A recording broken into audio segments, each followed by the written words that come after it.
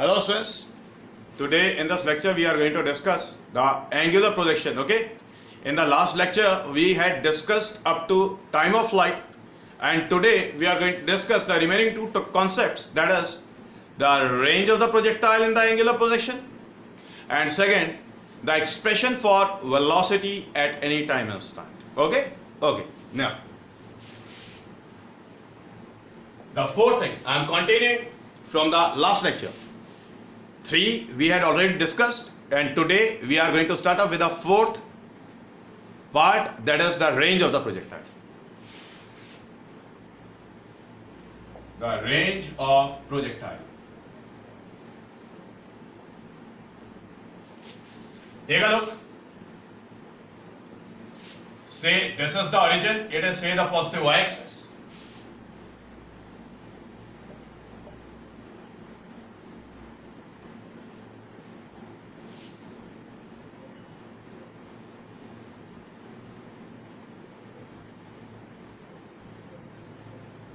The projectile is fired with the velocity say u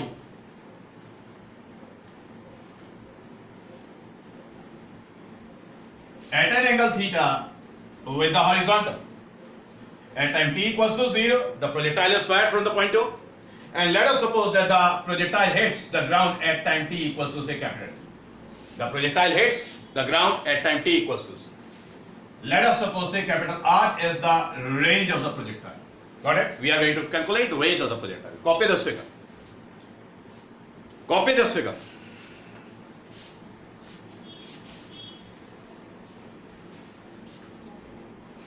Now, note down the consideration. Suppose the projectile is fired. Suppose the projectile is fired with the velocity, so vector u, at an angle theta with the horizontal. Full stop. Let capital R be the range of the projectile and capital T be the time of flight. Now since we want to calculate the range of the projectile, remember one thing, the range is the maximum horizontal distance. Okay? So we are going to consider the horizontal motion. Horizontal motion बेटा हम consider करेंगे और use करेंगे Sx is equals to say ux into t plus half ax into t square. बेटा data figure से देखिए Sx distance along the horizontal, that is r. ux initial velocity along the horizontal, initial velocity दिखाई दे रहा है, component लें along the horizontal, it will be u cos theta.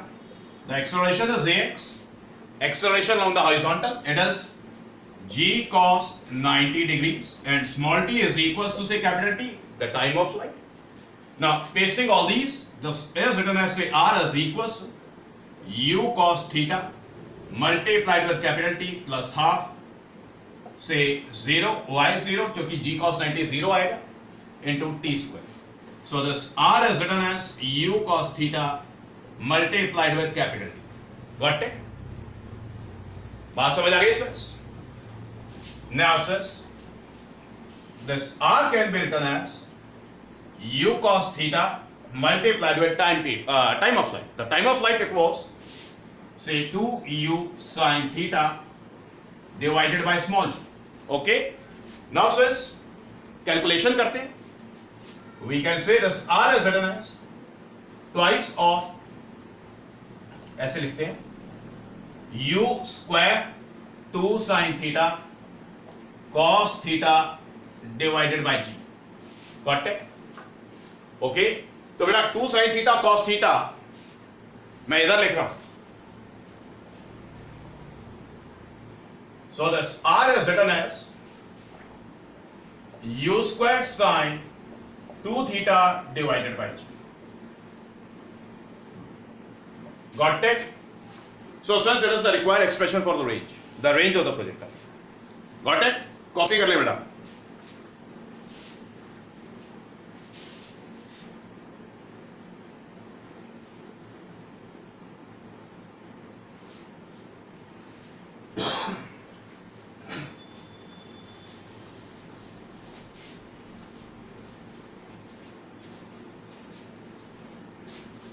Yes, sir.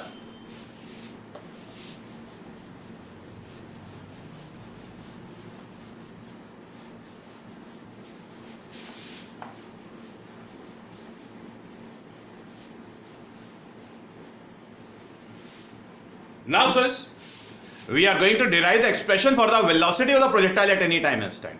Got it?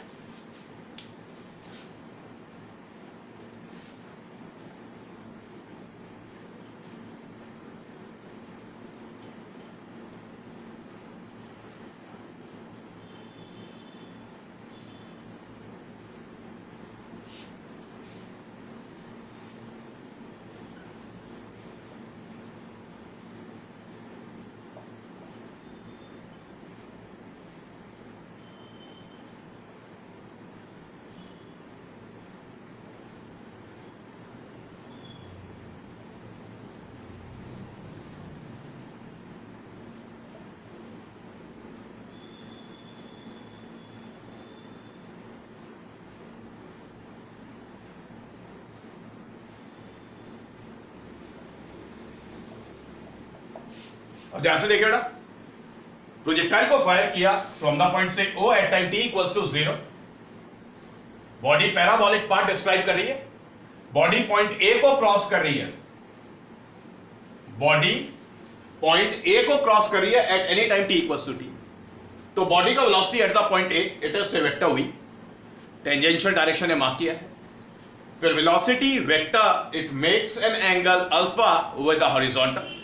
Velocity के फिर components लिए Vx I cap is along the horizontal and Vy J cap is along the vertical. Got it? समझ आ गई बात? जल्दी से figure copy करें।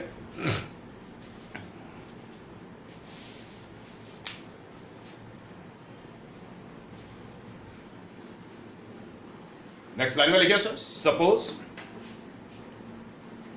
The projectile is fired with the velocity vector u at an angle theta with the horizontal at time t equals to 0. Full stop.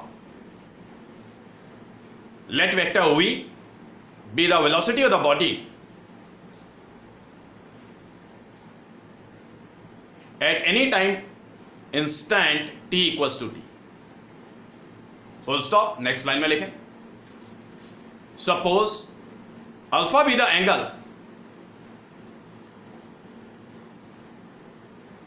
between the direction of velocity vector v and the horizontal. Full stop. Next line में लिखें, taking the rectangular components of the velocity as shown in the figure, Vx I cap is along horizontal and Vy J cap is along vertical.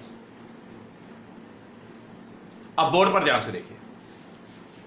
So since we can say that the velocity vector v is written as say Vx I cap plus say Vy J cap, and in magnitude this velocity vector is written as say root of Vx square plus say Vy square, Vx square plus say Vy square. Got it? Okay. अब बेटा point A पर अगर हम parallelogram complete करते हैं,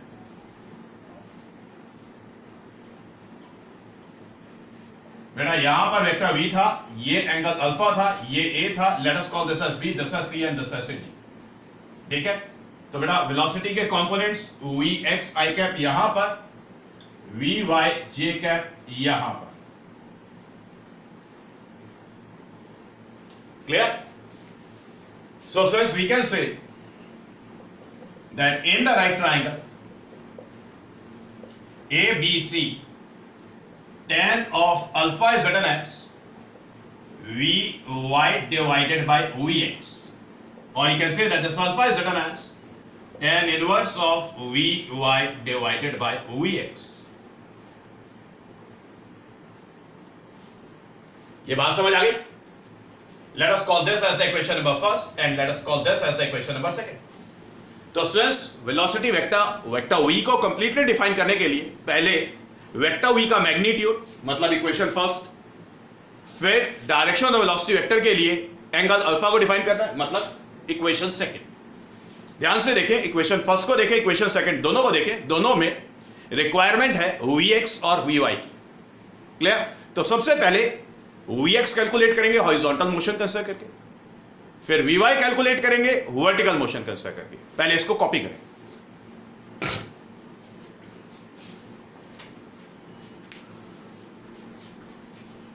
yes sir,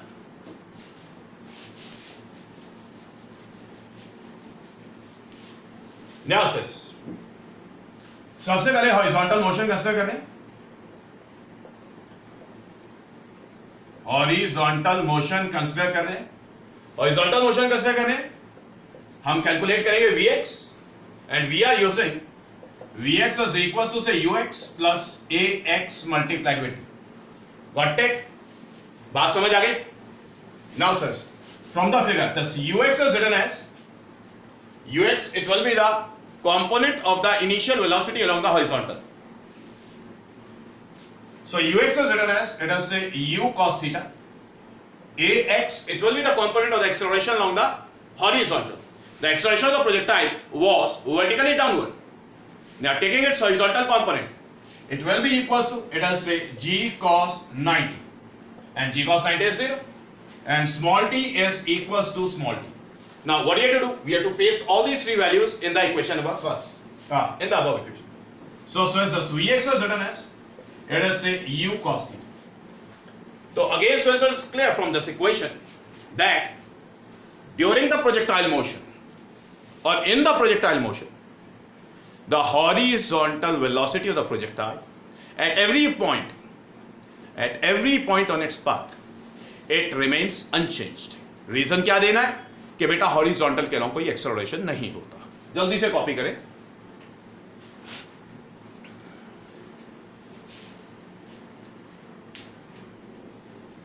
बेटा बात समझ आ गई? कॉपी हो गया? ओके, तो पहले हॉरिजॉन्टल मोशन कंसीडर किया, Vx का वैल्यू कैलकुलेट किया। अब बेटा वर्टिकल मोशन कंसीडर करेंगे, Vy का वैल्यू कैलकुलेट करेंगे।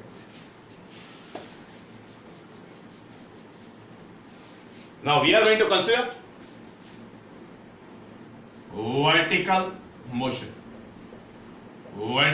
consider करें, and we are using Vy is equals to say Uy plus say Ay multiplied with t. We have to calculate Vy, ये तो पता नहीं। Uy, it has the component of the initial velocity on the vertical. Vector u नजर आ रहा है, vector u theta angle form कर रहा है विद द हॉरिजॉन्टल। तो बेटा वर्टिकल में कंपोनेंट क्या आ जाएगा? क्योंकि u sin theta. Ay is the acceleration along the vertical at time t equals to 0। Body को रिलीज करने के बाद बॉडी कैसे मूव कर रही थी? Away from the ground. इसलिए acceleration is taken minus g। Got it? And small t is equals to small t। Got it? Now you have to paste all these four values. Pasting all these four values, we get Vy is equals to, say it is u sin theta minus of gt. So it is the calculated value of Vy. Copy it. Note it down.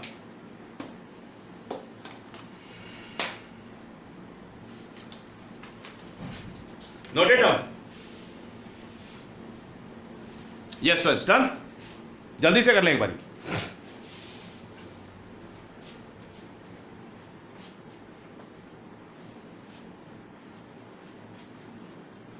Yes done. बेटा ये fourth का heading change कर दें। ये velocity था, ये fifth है velocity of projectile. बेटा ये हेडिंग डाल दें। रेंज कंप्लीट हो गया था, उसके बाद जो हमने किया है ये वेलोसिटी ऑफ द प्रोजेक्टाइल था। कॉपी हो गया? Okay. Now, the velocity vector in magnitude is written as under root of Vx square plus say Vy square. So this vector V in magnitude is written as root of Vx का value लगाएं, it is u cos theta. Vy का value लगाएं, it is u sin theta minus of gt. Got it?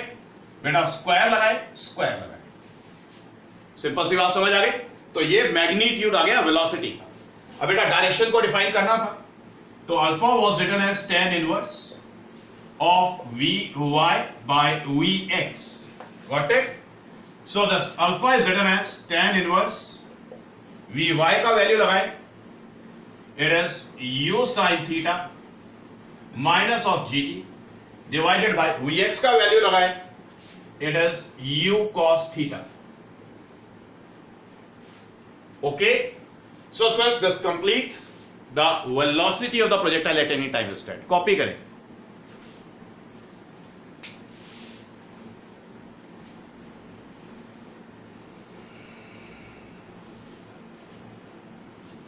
अब बेटा इसके बाद numerical discuss करते हैं। चलिए न्यूमेरिकल डिस्कस करने से पहले मैं एक इंपॉर्टेंट चीज है, एक इंपॉर्टेंट क्वेश्चन है, वो आपके साथ डिस्कस करूं।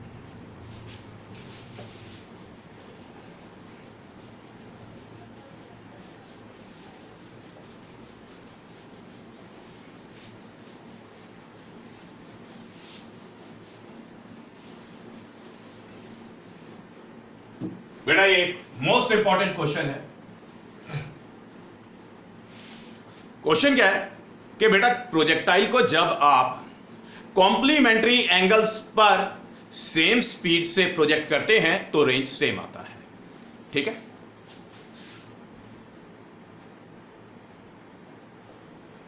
Range of projectile is same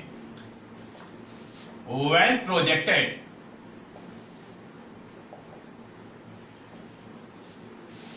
with complementary angles.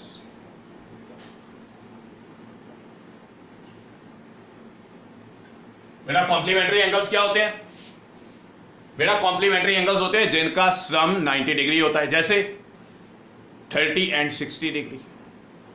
बात समझ आ गई? 20 degree and 70 degree, got it?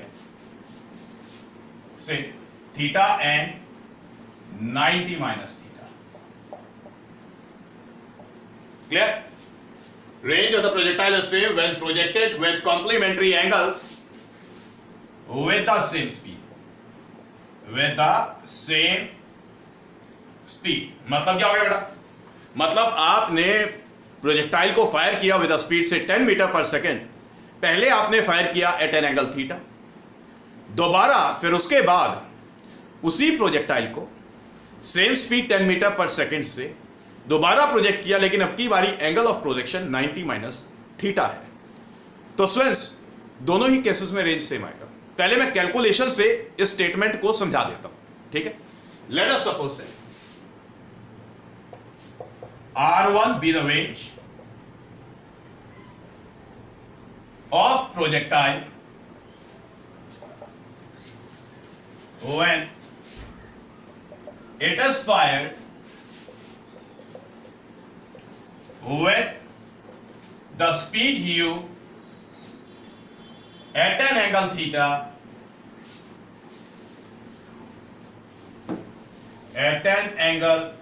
theta okay with the horizontal.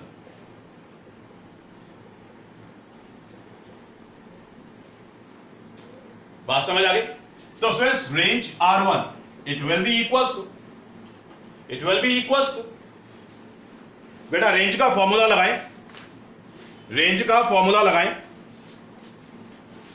Formula हो गया, it is u square sine 2 theta divided by small g। Clear? Let us call this as the equation number first. Okay, बात समझ आ गई? यहां तक पहले जल्दी से कॉपी करें, फिर मिटाना पड़ेगा मुझे। पहले कॉपी करें इसको।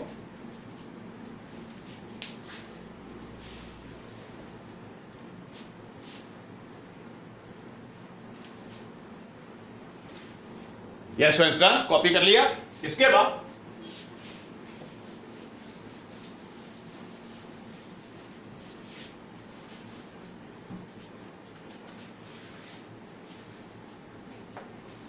let R2 be the range of the projectile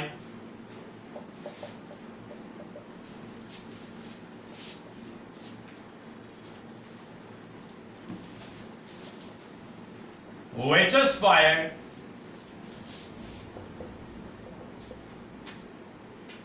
with the speed u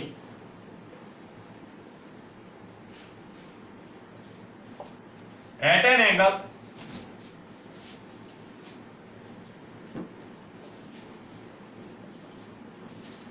say 90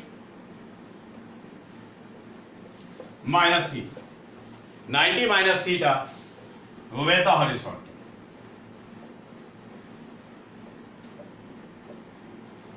Got it? Now since we are going to use the result for the range, R2 it should be written as say u square, speed तो same था, sine of twice the angle of projection. Angle of projection कितना है? 90 minus theta. Okay? Divided by g. Clear? Solve करते हैं. This R2 is now written as u square sine of 180 degrees minus 2 theta divided by g. Got it? बेटा sin 180 minus 2 theta कितना आएगा? Sin 180 minus 2 theta निकल के आता है. Thus R2 is written as u square sine 2 theta divided by g. R2 इतना निकल के आएगा. 180 minus 2 theta sin 180 minus 2 theta sin 2 theta होता है. क्लियर हो गई बात? Let us call this as equation number 2. तो देखिए दोनों ही केसेस में जब रेंज R1 है या R2 है, राइट हैंड साइड सेम है. So from this calculation we can say कि बेटा रेंज दोनों केसेस में सेम है. क्लियर? नेक्स्ट लाइन में लिखें, this implies that R1 is equals to R2. R1 equals to R2. ये कंप्लीट हो गया. जल्दी से कॉपी करें.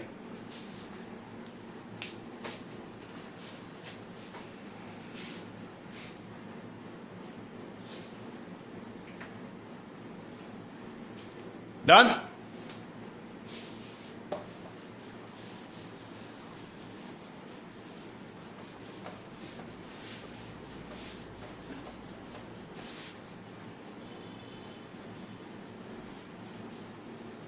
Now students, one problem.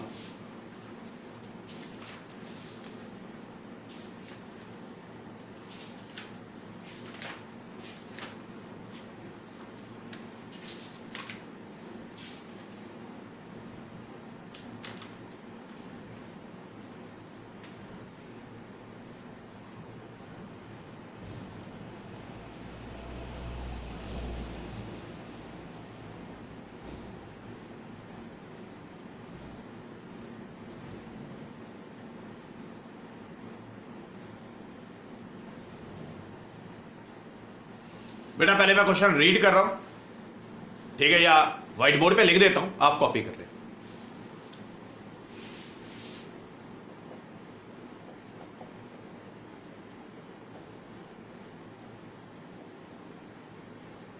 A body is projected downward at an angle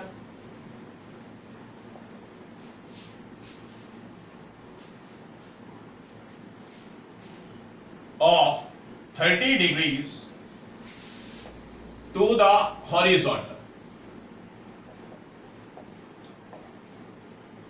ठीक है बेटा, body is projected downward at an angle 30 degrees to the horizontal with the speed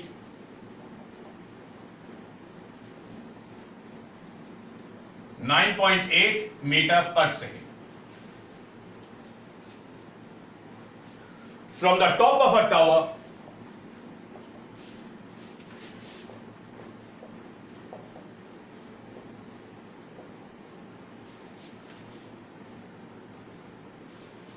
(29.4 meter).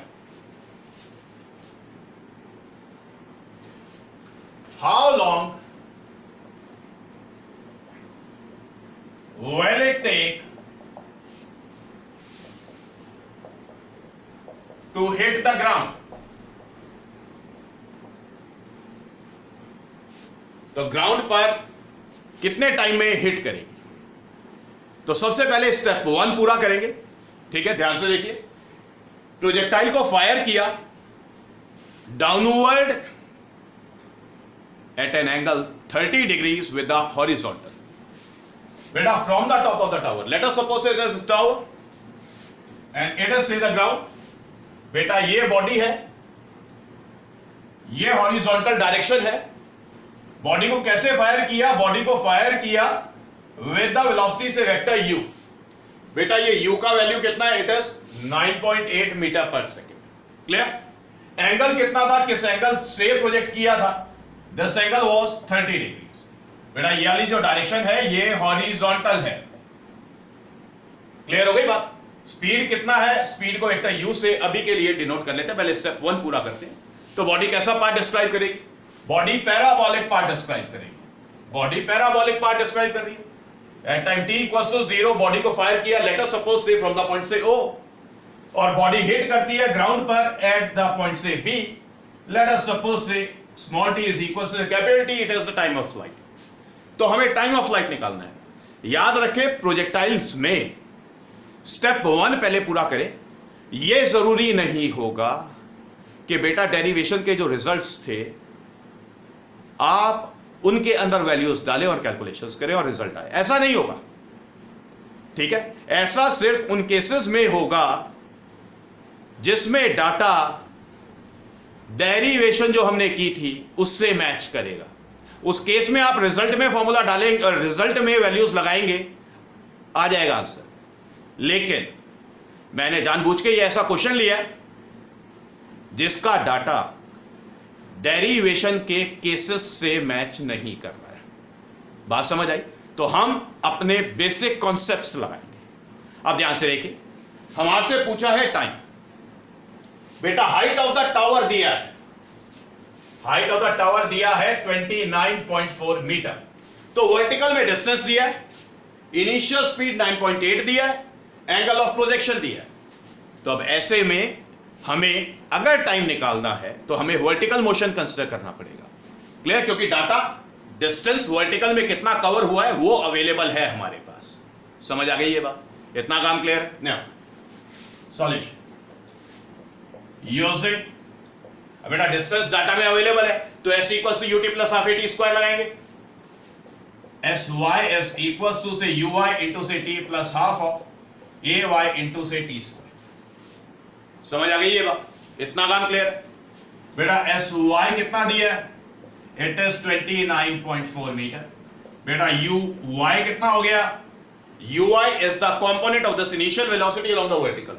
अब ध्यान से देखिए, वेक्टर u हॉरिजॉन्टल के साथ एंगल 30 बना रहा है, तो वर्टिकल के along u sin theta. It is u sin 30 degree. sin 30 कितना होता है बाद में देखेंगे. ay acceleration along the vertical.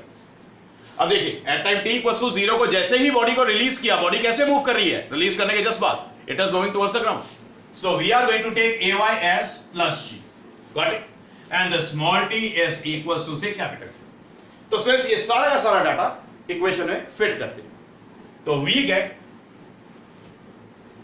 29.4 is equals to u is 9.8.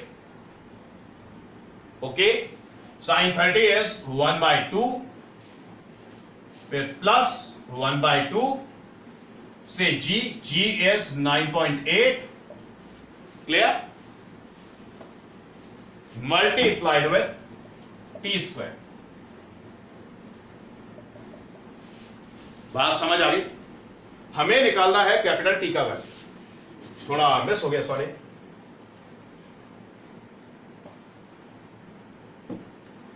Into से कैपिटल T प्लस से half gt square. g is 9.8 multiplied with t square.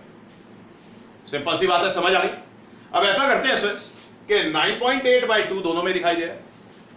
So 29.4 is written as 9.8 divided by 2 is made common. We are left with t plus say t square. Okay बेटा 9.8 से 2 से cancel करते हैं तो 4.9 आता है. समझ आ गई बात? अब बेटा 4.9 से हम इसको डिवाइड कर लेते हैं 29.4 को. 4.9 से 29.4 को डिवाइड कर लेते हैं, ठीक है। तो हमें क्या मिलता है, हमें क्या मिलता है, सॉल्व कर ले, सॉल्व कर ले, पहले कॉपी कर ले इसको।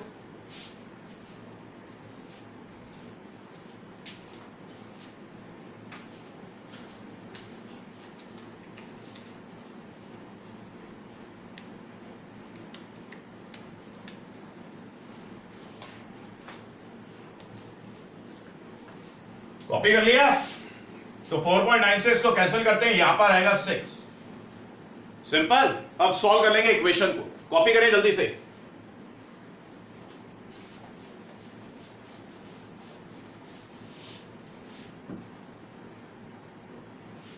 So we are left with t square plus say t equals to 6. So t square plus say t minus say 6 is equals to 0. So t square plus say thrice of t minus say twice of t minus say 6 is equals to 0. T is made common, t plus 3 minus 2 t plus 3 equals to 0. So since t minus 2 t plus 3 equals to 0. Got it? So either this t minus 2 is 0 or this t minus 3 is 0. Copy कर लिया था इधर वाला?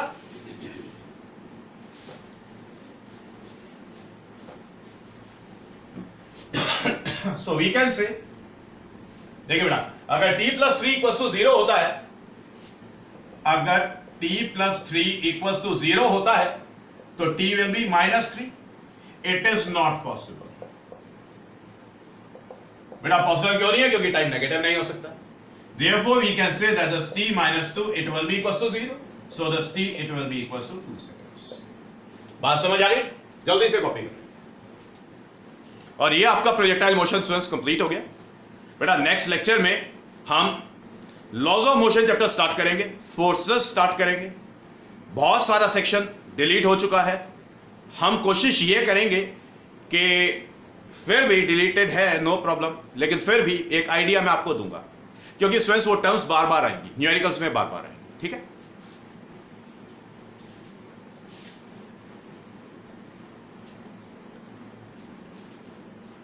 Yes, students, done. So it is all for today. The remaining we are going to discuss in the next lecture.